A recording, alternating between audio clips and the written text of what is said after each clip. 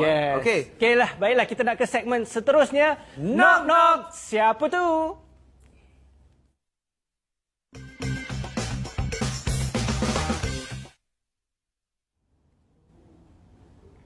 Hai, saya Syamsuddin dari Lindung. Wow. Selamat pagi Cik Syamsuddin. Selamat pagi. Semangat terlebih excited tadi. Dia sebab suka ni, dia vibe dia lain sikit. Yes, dia tak macam biasa. Okey, selamat datang saya ucapkan. Terima kasih. First kali dah makan Dah, Alhamdulillah. Sebelum kita nak bercakap ni, sebelum kita kena makan dulu supaya ada tenaga. Betul. Tak ada nampak lemau je. Betul. Kita kena bagi energi sikit. Baik, okey, untuk pengetahuan anda kat rumah sana, Encik Syamsuddin Saleh merupakan Ketua Pegawai Eksekutif Lindung. Sekali lagi selamat datang, dan hari ini kita nak bercakap tentang kesan inflasi perubatan di Malaysia memperkasa golongan kurang berkemampuan bersama dengan Lindung. Mungkin Cik Syamsuddin boleh terangkan sedikitlah tentang Lindung ni apa? Okey.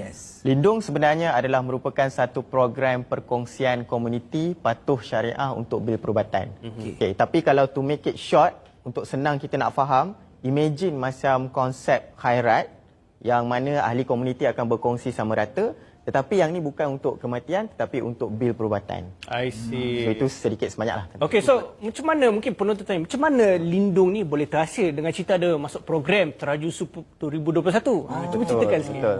Okey, so sebenarnya tahun 2021 tu kita dapat some idea. Kalau ikut saya punya background, pada waktu tu ada lebih 5 tahun pengalaman lah dalam industri takaful sebagai Islamic Financial Planner. Dan saya ada jumpa ramai orang, termasuk family members, kenalan yang ada isu tentang affordability. Dia nak ambil perlindungan, takaful, medical card dan sebagainya, tapi ada masalah kemampuan. So bila kita jumpa satu konsep yang kita boleh expand further, macam konsep khairat ni, so kita explore the idea, dan kebetulan pada waktu tu ada program Teraju Super, dan kita submit kita punya proposal. Alhamdulillah diterima masuk, dan daripada situ dalam accelerator program tu kita kembangkan lagi the idea dengan soalan-soalan daripada judges, kita refine lagi the program. So alhamdulillah kita dapat masuk sampai ke final. Dan walaupun tidak menang, tetapi it's good enough untuk kita jadikan program tu solid, dan kita boleh decide untuk laksanakan program ni, launch program ni, dan masa itulah pada tahun 2022 tu, bulan 3, kita incorporate the company Lindung Sdn Bhd dan do all the preparation work. Tahun ni 2023 ni bulan 3 kita launch the product to public. Oh, baru lagi lah. Baru lagi, sangat baru. Tapi saya rasa agak laju juga kerja benda ni possible lakukan seorang. Seorang memang tak boleh lah. Kita perlukan satu tim. Dan untuk Lindung kita ada kelebihan sebab kita merupakan anak syarikat ataupun subsidiary kepada iSaham Sdn Bhd yang telah pun lama juga dalam pasaran dan ada retail market yang sangat besar. Dan kelebihan kita adalah kita teknologi part. Jadi all the tech tu kita buat in-house. Jadi sebab tu jugalah kita boleh buat kerja dengan sangat cepat lah. I see. So ya Izzat, teruskan. Saya cuma teringin nak tahulah. Okey, tujuan sebenarnya, direction, goal Lindung ni diwujudkan. Okey. So sebenarnya kalau ikutkan lah, I think tadi saya dah mention lah tentang komen daripada ramai yang kata tak mampu, ramai yang sebenarnya tak mampu. And it's not just kita punya rasa-rasa je, tapi pada tahun 2020 tu ada satu research ataupun survey lah dikeluarkan oleh Institut Kesihatan Umum. Dia agensi bawah Kementerian Kesihatan. So they found out hanya 22% sahaja daripada rakyat Malaysia ni yang ada perlindungan kesihatan. Jadi dia tanya another question pada yang tak ada ni, kenapa tak ada? And 43% kata they simply cannot afford, tak mampu. Jadi kita rasa, okay, macam mana nak buat? Sebab what are the alternative untuk golongan yang ni besar ni, yang golongan tak mampu ni. And pada waktu tu inflasi memang ada, tapi tak macam sekarang. Sekarang lagi orang terasa kan tentang kenaikan harga. So kita rasa macam mana nak buat. Dan bila kita come up tu, kita rasa okay, ni konsep yang kita boleh bawakan. Dan Lindung punya kelebihan, dia kongsi sama rata. Maknanya kita punya USP lah ataupun kelebihan yang utama, yuran keahlian dia sangat-sangat murah, hanya RM10 sahaja sebulan. Dan kemudian bila dah join the community, kalau ada ahli komuniti yang sakit, bil perubatan akan bahagi secara sama rata. Kalau tak ada sesiapa yang sakit, nobody has to pay anything. Jadi dia memang sangat transparent dan sangat affordable. So kalau nobody has to pay anything, duit tu macam mana? Dia terus rolling ke macam mana? Kalau tak ada orang sakit, maknanya tak ada sumbangan yang diperlukan. Jadi kalau ada, baru kita akan bahagi sama rata. Dia akan terus menerus Okey, so tadi Encik dah mention launch March awal tahun ni. So kira baru jugalah berkhidmat dalam industri kesihatan ni kan? Betul, sangat baru. Okey, so nak tahu juga macam mana sambutan, dah ramai join ke, ataupun mungkin ada yang skeptikal lagi ke, ataupun mungkin ada insurance company macam ini our challenger ni, dia rasa tergugat ke macam mana? Macam mana sambutan nak tahu juga? Sebagai yang baru baru dalam pasaran, dan bukan sahaja baru dari situ, konsep tu juga agak baru untuk kebanyakan. Jadi kita memang, that's the real challenge. Kita memang perlu banyak sesi awareness, dan memang saya sangat menghargailah, terima kasih kepada tim Suka sangat ni. Suka TV untuk ini sekurang-kurangnya membantu. Untuk ramai dekat luar tu yang rasa, oh actually ada program macam ni. Dan setakat ni kita punya sambutan alhamdulillah ada yang berminat dengan program ni memang sangat ramai. Yang dah register dia interest tu lebih daripada 300 orang yang dah daftarkan minat dia. Dan kita sekarang memang dalam proses untuk mengembangkan kita punya ahli komuniti. Dan ada promo-promo tertentu yang mungkinlah kita tengah discuss juga dengan tim. Kalau ada kesempatan kita boleh bagi tahu jugalah promo kita hari ni nanti. Okey, insyaAllah. Kalau nak tahu ada promo ke tak, korang kena stay tune. Jangan tukar channel, stay tune sebab kita ada banyak kan nak borak kan. Dan kita ada banyak lagi soalan. Yes, kita nak tahu cabaran jugalah. Yes, betul.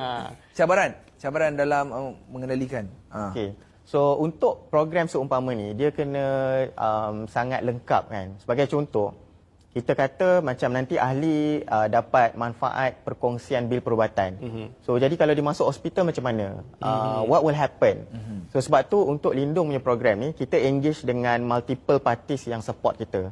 So sebagai contoh urusan hospitalization dan audit, kita ada syarikat third party administrative yang membantu kita. Maknanya kalau customer experience nanti dia masuk hospital, dia akan dikeluarkan guarantee letter oleh syarikat ni. Jadi pengalaman dia akan sama je macam kalau ada orang ada medical card ataupun ada medical benefit daripada syarikat.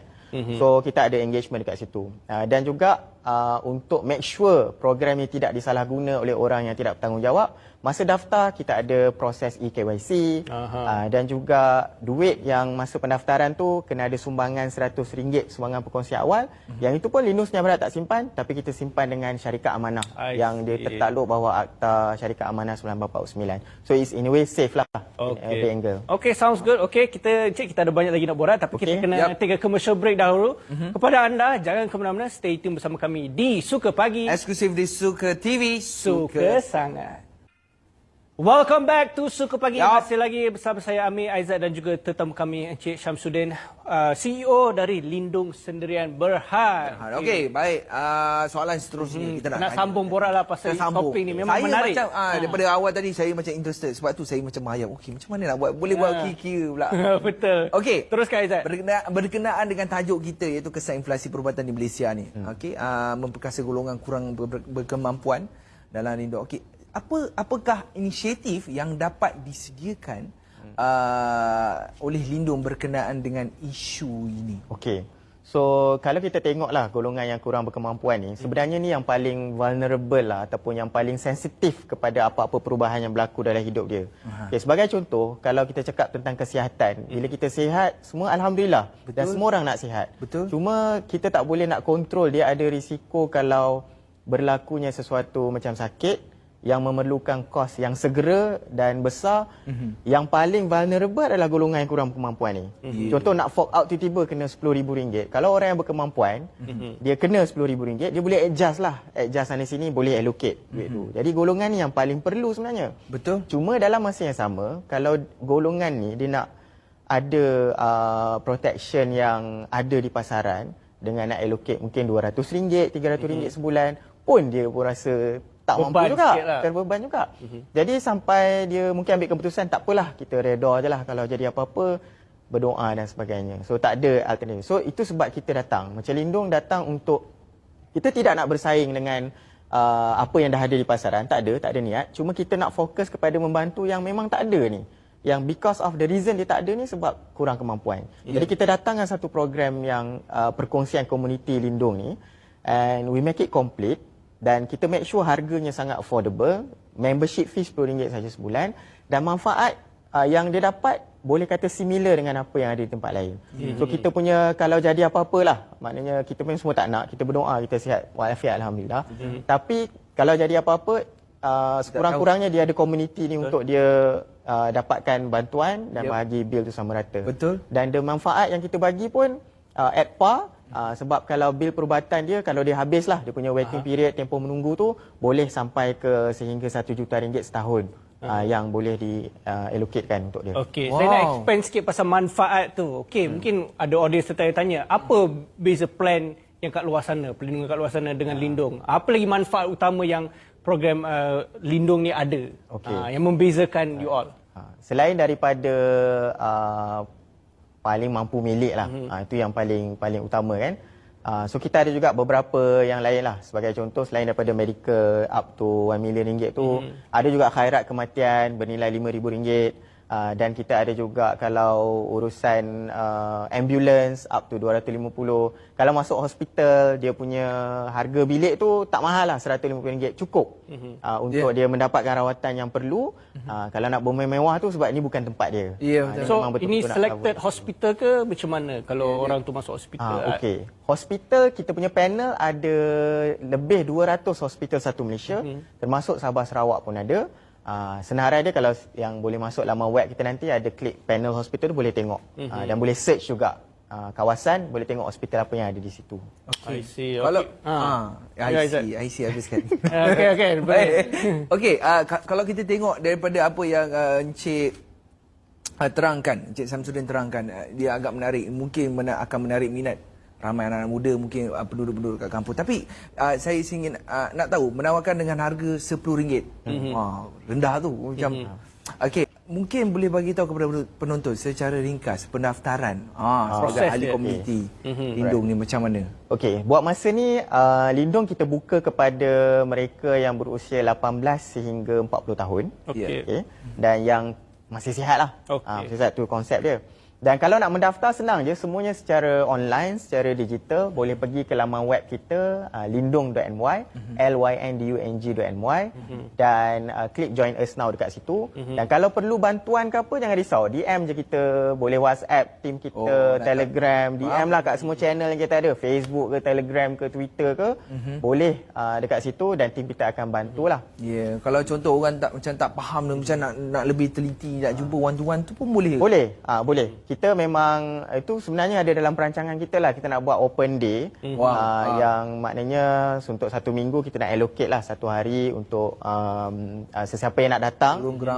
Ataupun sekarang kalau nak segera kita boleh appointment basis. Jadi kita akan allocate tim untuk bagi bantuan lah, untuk bagi penerangan. Kalau tak boleh nak datang, kita boleh buat secara maya juga, secara online. Tadi Encik ada mention terbuka kepada golongan umur 18 hingga 40 tahun. Betul. Kenapa golongan umur tu saja? Sebab kalau 40 tahun ke atas yang ada yang nak perlindungan pun tak boleh dapat ke macam mana? Kenapa? Okey. So sebenarnya untuk memastikan, sebab kita baru lagi nak roll out program ni. Jadi untuk ensure program ni dia sustainable di peringkat awal ni sangat penting. Sementara kita mendapatkan numbers tu. Jadi kita start dengan golongan yang dianggap low risk lah kalau dibandingkan dari segi umur 18 hingga 40 ni. Cuma kadang-kadang ada yang salah faham. Oh, saya masuk umur saya 39. Jadi kalau saya dah 41, saya kena keluar program ke? Tidak, maknanya dia masih lagi continue sebagai ahli. Cuma syarat pendaftaran saja kita buka 18 sampai 40. Tapi kita memang ada perancangan untuk open up sebab banyak juga request. Bila nak buka 40 lebih, bila nak buka untuk kanak-kanak. Dia ada perancangan, kita memang ada, tapi kita nak make sure the program ni berjalan dengan lancar dahulu dan kemudian kita akan fikirkanlah macam mana nak buat untuk golongan umur yang lain. Okey, baik, kepada anda yang mungkin layak untuk Lindung ini, pergi sign up sekarang di lindung.com.my. Kalau ada apa-apa soalan boleh tanya Encik Samsudin. Encik Samsudin, terima kasih kerana sudi datang untuk kongsikan informasi ini kepada anda. Semoga info ini akan memanfaatkan anda semua yang menonton ni. Betul. Jadi anda jangan lupa pergi ke IG kalau nak tahu apa sahaja maklumat tentang Encik Samsudin. Okey, itu sahaja dengan Encik Samsudin. Lepas ni kita akan bersama tetamu lain. Nak tahu siapa? Stay tune bersama kami di Suka Pagi. Eksklusif di Suka TV. Suka sangat.